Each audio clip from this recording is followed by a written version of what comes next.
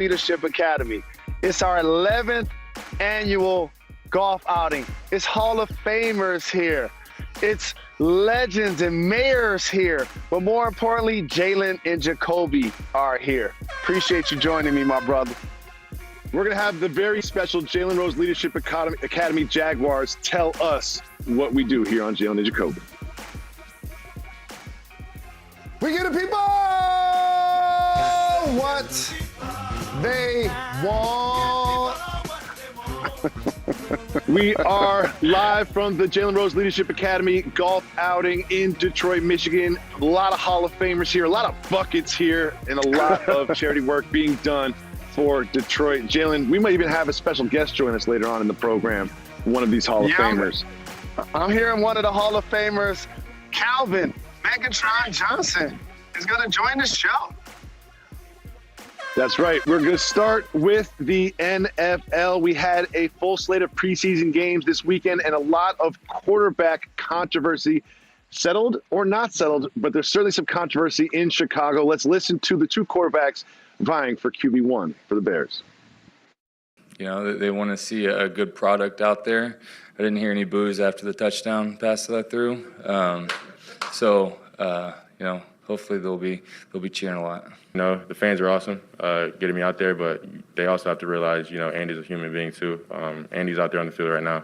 So I really just think it's kind of disrespectful to Andy, you know, them cheering my name out like that. Jalen, you've always said that the most popular person in any city is the backup quarterback. That seems to be the case in Chicago. How uncomfortable will this get as the season starts? So I'm shaking my head because how did Justin Fields get more mature than me? Like, seriously, here's a guy that's telling the fans, don't cheer my name because the backup / veteran quarterback Andy Dalton is out on the field. Like, I applaud him for doing that. And the thing about the Bears situation is we know who their future is. You and I already talked about they haven't had a 4,000-yard passer in the history of the franchise. They haven't had somebody throw for 30 TDs. I think that guy ultimately is going to be Justin Fields. He's not going to be the week 1 starter, but we know at some point that's going to be his job. But he got stuck. They got to protect him, dog. Did you see him get hit? Yeah. He got stuck, he got hit dog. hard. He got hit hard. They got to protect him. I'll say that. They got to protect homeboy. Well, and Andy Dalton did have a touchdown, and he was not booed during that touchdown. However, Andy Dalton did not look great in this, and Justin Fields just has a much higher ceiling. And when you say that he's more mature than you, Jalen Rose, you have to set the bar higher than that because you're one of the least mature people in their mid-40s that I've ever met. There's a lot of discussion about the quarterback position in Chicago, but there's also a bit of a quarterback controversy brewing out west in the Bay Area. This weekend, we got to look at Jimmy Garoppolo and Trey Lance. Jalen Rose, what do you think about the quarterback spot for the 49ers? The same thing, Jacoby. You know how this works. When you take a quarterback in the first round, unless you got Aaron Rodgers, he's going to play definitely within the first or second season. And so we know this is going to be Trey's job. We know that's going to be Justin's job. But the key is win. And what these situations have to now navigate is you don't want to just throw them out there and not have them ready at the beginning of the season. So you start the veteran, no different than the Patriots situation. You start Cam Newton, you start Jimmy Garoppolo, you allow the young fella to learn the playbook, and then when you feel like he's ready and or if the veteran struggles, that's when you get him out there. Well, there still are a couple other quarterbacks that still are to be decided who's going to be the week 1 starter. One of those takes the field tonight. You and I both believe that the best option for the Saints at quarterback is Jameis Winston. However, they still have not named him the week 1 starter. They take the field tonight against the Jaguars. Do you think Jameis will establish himself as the week 1 starter in New Orleans? I definitely think he's going to be the week 1 starter. Don't be surprised if there are a lot of snaps for both of those guys. He and Taysom Hill will be on the field together. But Jameis is the established pocket passer. We've seen him throw for 30 touchdowns. Now, we've seen him throw for 30 interceptions too, but that wasn't when he was playing for this coach. So it'll be interesting to see how Sean Payton tries to get the most out of the big arm that Jameis has. I think people underestimate the fact that he put up some big statistical yards while he was a member of the Tampa Bay Buccaneers as their quarterback. So now you bring him to this opportunity. Now, no Michael Thomas, though. So now it's going to be relying on a lot on Alvin Kamara, obviously out of the backfield. He's a guy you can throw it to out of the backfield. But I'm excited to see a rejuvenated version of Jameis Winston. Absolutely. I think that Jameis Winston will be the quarterback throughout this entire season. I think a lot of these teams that we're discussing will see two quarterbacks start at various points in the season, but I think Jameis will establish himself as the quarterback for New Orleans, and they'll use Taysom Hill as they have in sort of wildcat, gimmicky type situations. They are playing the Jaguars, who picked #1 overall Trevor Lawrence, who himself is also in a quarterback battle with Gardner Minshew. Jalen Rose, do you think that the Jags starting quarterback will be established this evening? I just like that we're talking about Minshew potentially starting in his play and not his handlebar mustache. You know what I'm saying? Let's focus on him on the field. But in all honesty, here's a situation where you don't do Peyton Manning 2021 and put Trevor Lawrence out there and get him killed. Don't do that. Don't do Troy Aikman 2021 and put him out there to get killed. Not in week one. Not that offensive line. Okay, you allow him, just like I mentioned with the other guys, to ease his way into it. He's going to have plenty of time, plenty of years to be their starting quarterback. We are in Detroit celebrating your work with the Jalen Rose Leadership Academy here in the city of Detroit. We're at the Detroit Golf Club here for the golf tournament, and there was something big that happened in the world of Detroit sports. It was Miguel Cabrera hitting his 500th home run in a win, an extra innings win for the Tigers. Jalen Rose, what do you think about Miggy's milestone? Miggy, can't you see? See, in the history of baseball, the Detroit Tigers have some of the greatest and most storied participants to ever play Major League Baseball.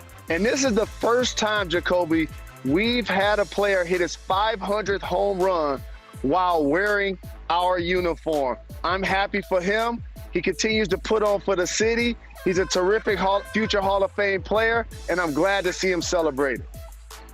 Jalen Rose, your Lions took the field in preseason, and they got waxed. I don't care what the final score says. They could not score, and Big Ben and the Steelers looked pretty good doing it. Will we have a former Lion join us right after the break? Jalen, who is joining us live from the golf event? Newly minted Hall of Famer Calvin Johnson, a.k.a. Megatron, is joining Jalen and Jacoby next from the Now live from the golf event. Our next guest is a newly cemented Hall of Famer. You guys know him as Calvin Johnson. However, us Detroit Lions fans affectionately know our next guest as Megatron. Welcome to the show, family. Hey, good to see y'all, man. Thanks for having me. We appreciate you joining us. I must ask you this, as somebody that watched every snap of your career. What are some of the most memorable plays and or games that you played in? I definitely have to say when I went 329 against Dallas here at home, was able to do that here for the home team. In any game, I went for like 200. I mean, my first playoff game, went bananas. Man, any Thanksgiving game, yeah, take your pick. Well, throwing. You hear that, Jacob? You hear that, He said, take your pick. He said one of my many 200-yard games. One of those. Just pick from a bunch of those. I got a gang of 200-yard games. You just pick from those. Now, on the throwing end of a lot of those yards was Matthew Stafford, who now sort of has left the Lions. What do you think about his future in Los Angeles with the Rams? Oh, man, I can't be more happy for Matthew because he spends a lot of time in Cali. In the offseason, he gets out there. So he's at home really right now. I mean, he's from Texas. You know, he went to college in Georgia, spent a lot of his professional career here in Detroit. But I know he loves Cali. They got a beautiful stadium out there. You got a Cali sunshine. My guy's loving it out there. I hope he stays healthy, and I agree with you. I anticipate he's going to have a huge season. But I must ask you this, because I know you stay plugged into the game. Who are some of the receivers that you enjoy watching in today's game? My list isn't very long. It's probably like 4 or 5 receivers. You know, you got Julio, I like watching my guy Chris Godwin because I was able to work with him a little bit down there in Tampa. I got my guy D-Hop. I think he has some of the best hands in the league right now. My guy in Green Bay. What's his name? Devontae Adams. Devontae Adams. Yes, Man, I've able to see him from when he was a rookie. To see him to where he's grown to now. It's been great to see the evolution there. I mean, we all knew it was going to happen. It was inevitable that you would end up in the Hall of Fame. But what did it feel like during the ceremony, seeing the bust and officially being a Hall of Famer? I think the biggest thing about that whole weekend, man, was being taken in by all the big brothers. That's all I call all the legends, man. Just to have them take me in and welcome me in, just to be able to spend time, talk to them, learn just a bunch of history. It's just awesome. There's no words for it. You definitely deserve it. And as a native Detroiter, I have to ask you this. I once asked the same thing to Barry Sanders. He unceremoniously retired, and he didn't see eye to eye with the organization, and I'm glad that they got a chance to see eye to eye. Do you anticipate you and the organization at some point to be able to see eye to eye? Because I'd love to see you back at some games. You know what? I love to be around the team, be around the organization, just really be around the players. So I'm not going to close that book. I'm not going to burn the bridge. Not at all. So you are in great shape. Just seeing you out here on the golf course today, I'm like, that dude looks like he could go right back in the league tomorrow. Are you ever throwing the ball around the backyard or watching a game and miss it and want to come back? Man, I'm done, man. Everybody keeps saying that today. Like, you go back and play. But I got to stay in shape, man. I can't be out here being sloppy, man. I can't be out here sloppy with it, man. I gotta look good I gotta look good in this polo and golf shorts out here on the golf course, man. I have to ask you this. As a former collegiate athlete, you go by the name of Megatron. What do you feel about the name, image, and likeness that now collegiate athletes get the chance to take advantage of? I think it's awesome that collegiate athletes have the opportunity, to help their families. But, I'm not sure how that system works all the way. If it's one player that gets it or if it's spread amongst, the guys on the team. So I have to learn a little bit more about it. I haven't just recently heard about it, but I haven't really delved too much into it to learn and see how that works. But this is a great thing for guys that are coming up to be able to support themselves and their family. So, the university's getting that money, so might as well put it on give it back to some of the players who they're making the money off of their backs. That's really well put. And Jalen Rose is very optimistic about the Detroit Lions this season. I think he said something about 11 wins or something.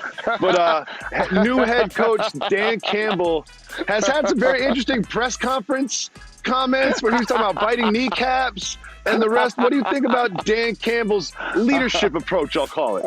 We're going to get up, and on the way up, that's we're going to Dan. bite I played with Dan, so I think the guys will respect it because, he's been where they are. Dan, man, if I would tell Dan something, man, I was like, man, just think about what you're about to say. He's been letting some crazy stuff fly, man. It's actually hilarious to me from the outside in. I'm just hoping that his guys take it the same way and are energized by it. Hey, 11 wins, hey, wishful thinking, but hey, you never know. Miracles can happen. You heard that, Jacoby. You heard that double-digit win. That's how we do it in the D. And in all honesty, I love you, my brother. Thank you very much for joining us at the golf outing today. Thank you for all of the years that you put on the field in Detroit, how you put on for the community. You play each one of your games with us, and we're forever grateful. I'm forever grateful, my brother. Truly appreciate it, guys. Much respect. Thank you.